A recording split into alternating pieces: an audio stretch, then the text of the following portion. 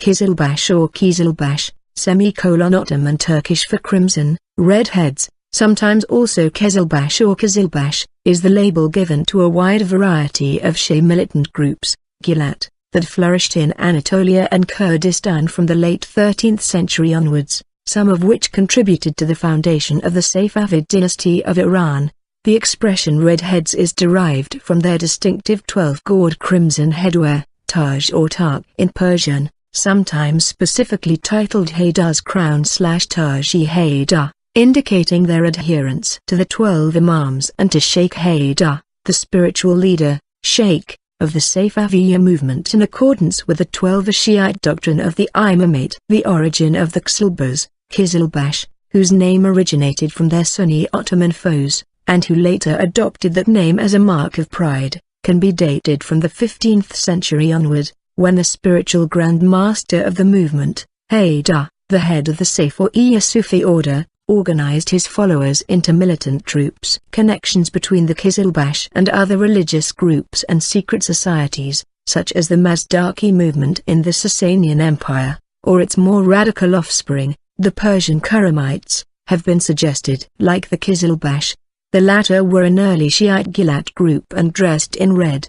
for which they were termed the red-haired ones, Arabic, Mahamira, by medieval sources. In this context, Turkish scholar Abdulbaki Gulpinali sees the Qizilbash as spiritual descendants of the Karamites. The Qizilbash were a coalition of many different tribes of predominantly, but not exclusively, Turkic-speaking Azerbaijani background, united in their adherence to the Safavid doctrine of Shiism. As murids of the Safaviya sheikhs, Purs, the Qizilbash showed implicit obedience to their leader in his capacity as their Murshid-i-Kamil, supreme spiritual director, and, after the establishment of the kingdom, as their Padshah, king, changing the purely religious murid relationship into a political one. As a consequence, any act of disobedience of the Qizilbash Sufi against the order of the spiritual Grand Master became an act of treason against the king and a crime against the state. Persian, Nasufagari, improper conduct of a Sufi, as was the case in 1614 when Shah Abbasi put to death some Qizilbash. The Qizilbash adhered to heterodox Shia doctrines encouraged by the early Safaviya sheikhs Haydar and his son Ismail. They regarded their rulers as divine figures, and so were classified as ghulāt extremist by orthodox Ithna Ashari Shias. When Tabriz was taken, there was not a single book on Twelver Shi'ism among the Qizilbash leaders. The book of the well-known Allama al-Hilli was procured in the town library to provide religious guidance to the state. The Shia ulama did not participate in the formation of Safavid religious policies during the early formation of the state. However, later, the ghulāt doctrines were forsaken, and Arab Twelver Shia ulama resident in Lebanon, Iraq, and Bahrain were brought in increasing numbers. Initially the Shia ulama did not voice dissent about the religious stance of the monarch, but during the following century they were able to impose a stricter version of Shia Islam on both the population and the state. Among the Qizilbash, Turkoman tribes from eastern Anatolia and Azerbaijan who had helped Shah Ismail defeat the Akkoyunlu tribe were by far the most important in both number and influence, and the name Qizilbash is usually applied exclusively to them. Some of these greater Turkoman tribes were subdivided into as many as 8 or 9 clans, and included Ustajlu Rumlu Shamlu, the most powerful clan during the reign of Shah Ismail I, Dulkadir, Arabic, Tuel-Kadar, Afshar-Kaj Takalu. Other tribes, such as the Turkmen, Bahalu, Karamanlu, Warsak, and Bayat, were occasionally listed among these 7 great Uimaks. Some of these names consist of a place name with addition of the Turkish suffix lu, such as Shamlu or Bahalu. Other names are those of Old Oghuz tribes such as the Afshar, Dulgadir, or Bayat, as mentioned by the medieval Uighur historian Mahmoud al-Kashgari. The origin of the name Ustajlu, however, is unknown, and possibly indicates a non-Turkic origin of the tribe. The non-Turkic Iranian tribes among the Qizilbash were called Tajiks by the Turkomans and included Talishla tribes Sayku, Karawadar, certain Kurdish tribes, certain Persian families and clans. The rivalry between the Turkic clans and Persian nobles was a major problem in the Safavid kingdom. As V. Ski put it, Friction between these two groups was inevitable, because the Turkomans were no party to the national Persian tradition. Shah Ismail tried to solve the problem by appointing Persian wakils as commanders of Qizilbash tribes. The Turkomans considered this an insult and brought about the death of 3 of the 5 Persians appointed to this office, an act that later inspired the deprivation of the Turkomans by Shah Abbas I. In the 15th century, Erbil was the center of an organization designed to keep the Safavid leadership in close touch with its murids in Azerbaijan, Iraq, Eastern Anatolia, and elsewhere. The organization was controlled through the office of Khalifat al-Khilafai, who appointed representatives, Khalifa, in regions where Safavid propaganda was active. The Khalifa, in turn, had subordinates termed Bira. Their presence in Eastern Anatolia posed a serious threat to the Ottomans, because they encouraged the Shiite population of Asia Minor to revolt against the Sultan. In 1499, Ismail, the young leader of the Safavid order, left Lahajan for Erbil to make his bid for power. By the summer of 1500, 7,000 supporters from the local Turkoman tribes of Anatolia, Syria and Iraq, collectively called Qizilbash by their enemies, rallied to his support. Leading his troops on a punitive campaign against the Shirvanshah, ruler of Shirvan, he sought revenge for the death of his father and his grandfather in Shirvan. After defeating the Shirvanshah Farrukh Yasser, he moved south into Azerbaijan, where his 7,000 Qizilbash warriors defeated a force of 30,000 Akkoyunlu under Elwand Mirza, and conquered Tabriz. This was the beginning of the Safavid state. In the first decade of the 16th century, the Qizilbash expanded Safavid rule over the rest of Persia, as well as Baghdad and Iraq, formerly under Akkoyunlu control. In 1510, Shah Ismail sent a large force of the Qizilbash to Transoxania to support the Timurid ruler Babur in his war against the Uzbeks. The Qizilbash defeated the Uzbeks and secured Samarkand for Babur, Battle of Marf. However, in 1512, an entire Qizilbash army was annihilated by the Uzbeks after Turkoman Qizilbash had mutinied against their Persian wakil and commander, Aminam. Battle of Gaztuan. This defeat put an end to Safavid expansion and influence in Transoxania and left the northeastern frontiers of the kingdom vulnerable to nomad invasions. The Battle of Childiran. Main article, Battle of Childiran. Meanwhile, the Safavid Dawah propaganda continued in Ottoman areas, with great success. Even more alarming for the Ottomans was the successful conversion of Turkoman tribes in eastern Anatolia and Iraq, and the recruitment of these well-experienced and feared fighters into the growing Safavid army. In order to stop the Safavid propaganda, Sultan Bayezid II deported large numbers of the Shiite population of Asia Minor to Mora. However, in 1507, Shah Ismail and the Qizilbash overran large areas of Kurdistan, defeating regional Ottoman forces. Only 2 years later in Central Asia, the Qizilbash defeated the Uzbeks at Merv, killing their leader Muhammad Shaybani and destroying his dynasty. His head was sent to the Ottoman Sultan as a warning. In 1511, an Alevi revolt known as Shahkalu uprising broke out in Teak and was brutally suppressed by the Ottomans. 40,000 were massacred on the order of the Sultan. Shah Ismail sought to turn the chaos within the Ottoman Empire to his advantage and invaded Anatolia. The Qizilbash defeated a large Ottoman army under Sinan Pasha. Shocked by this heavy defeat, Sultan Selim I, the new ruler of the empire, decided to invade Persia with a force of 200,000 Ottomans and face the Qizilbash on their own soil. In addition, he ordered the persecution of Shi'ism and the massacre of all its adherents in the Ottoman Empire. On the 20th of August 1514, 1st Rajab 920 AH,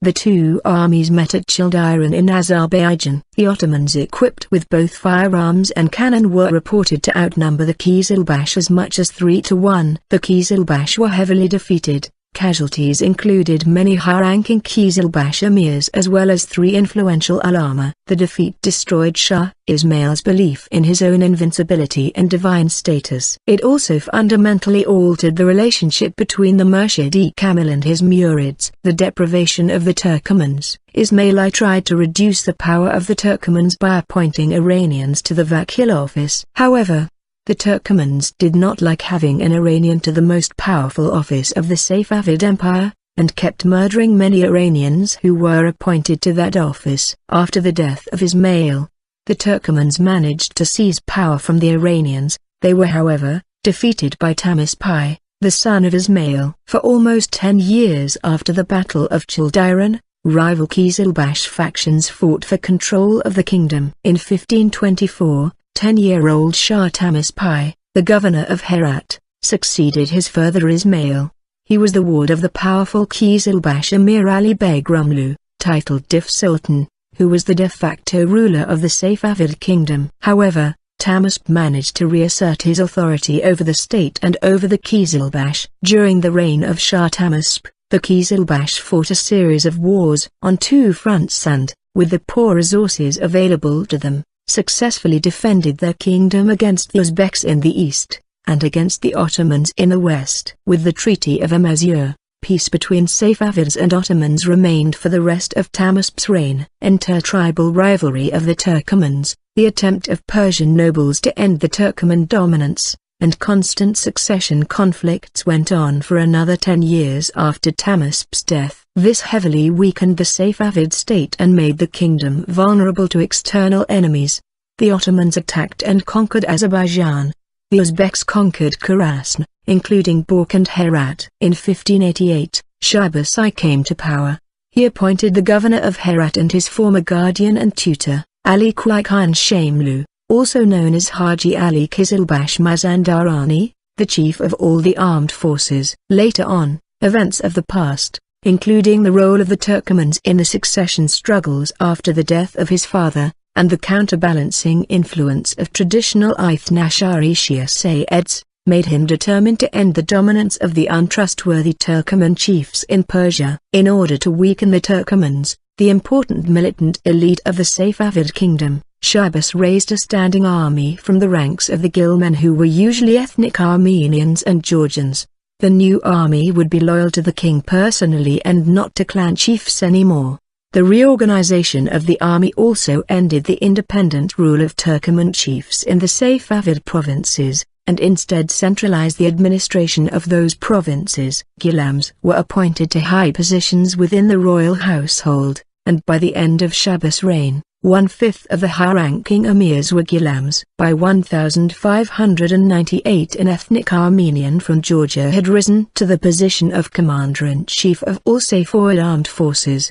The offices of Wakil and Emir al-Amar fell in disuse and were replaced by the office of a Sepahsalar, Persian, master of the army, commander-in-chief of all armed forces, Turkoman and non-Turkoman, and usually held by a Persian, Tajik, noble.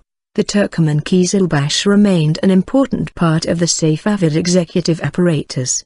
The Afshar and Qajar rulers of Persia who succeeded the Safavids, stemmed from a Qizilbash background. Many other Qizilbash, Turkoman and non-Turkoman, were settled in eastern cities such as Kabul and Kandahar during the conquests of Nadir Shah, and remained there as consultants to the new Afghan crown after the Shah's death. Others joined the Mughal emperors of India and became one of the most influential groups of the Mughal court until the British conquest of India. Qizilbash in the Mughal Empire. The first Mughal emperor Babur is known to have attained battalions of elite Qizilbash during the Battle of Gazduan. They then served during the Battle of Panipat, 1526. And particularly during the Battle of Kanwar, where the Mughal Empire won a decisive victory against armed Rajputs led by Rana Sanga. In the year 1556, Qizilbash troopers are known to have served victoriously under the command of the teenage Mughal Emperor Akbar during the Second Battle of Panipat against armed Rajputs led by Hummu. Nadir Shah had reintroduced elite Qizilbash troopers into the Mughal Empire after the Battle of Karnal.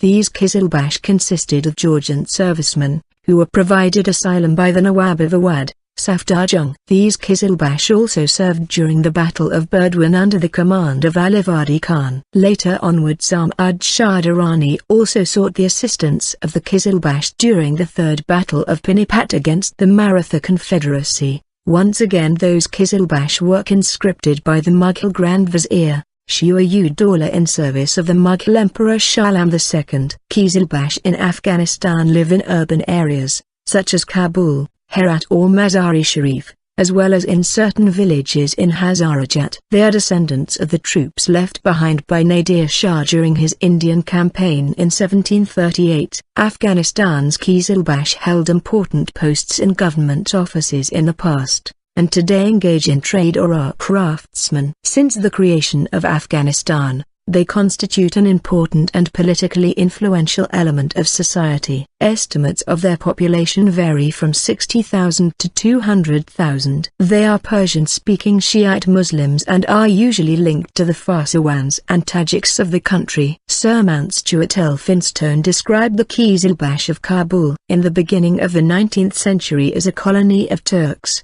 who spoke Persian, and among themselves Turkish.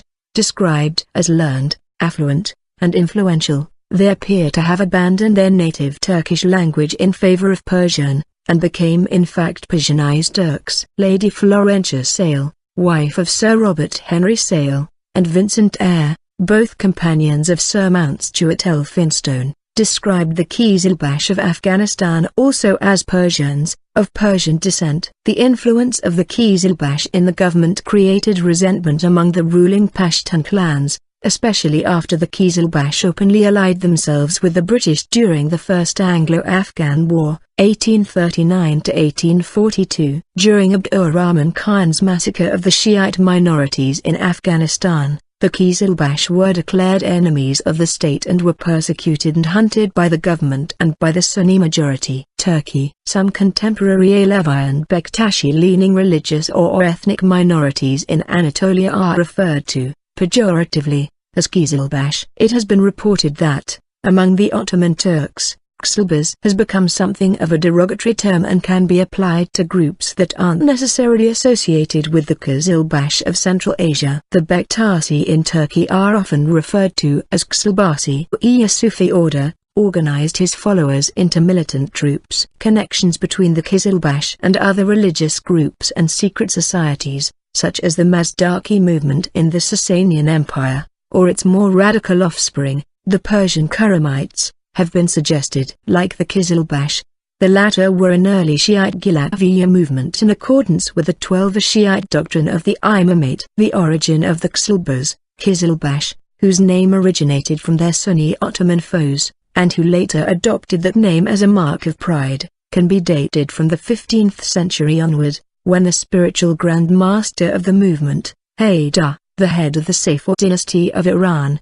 The expression red heads is derived from their distinctive 12-gored crimson headwear, Taj or Taq in Persian, sometimes specifically titled Haydar's crown/Taj-e-Haydar, indicating their adherence to the 12 Imams and to Sheikh Haydar, the spiritual leader, Sheikh, of the Safa. Qizilbash or Qizilbash, Ottoman Turkish for crimson, red heads, sometimes also Qezelbash or Qizilbash, is the label given to a wide variety of Shii militant groups, ghulāt, that flourished in Anatolia and Kurdistan from the late 13th century onwards, some of which contributed to the foundation of the Safavid group and dressed in red, for which they were termed the red-haired ones, Arabic, Mahamira, by medieval sources. In this context, Turkish scholar Abdülbaki Gülpınarlı sees the Qizilbash as spiritual descendants of the Karamites. The Qizilbash were a coalition of many different tribes of predominant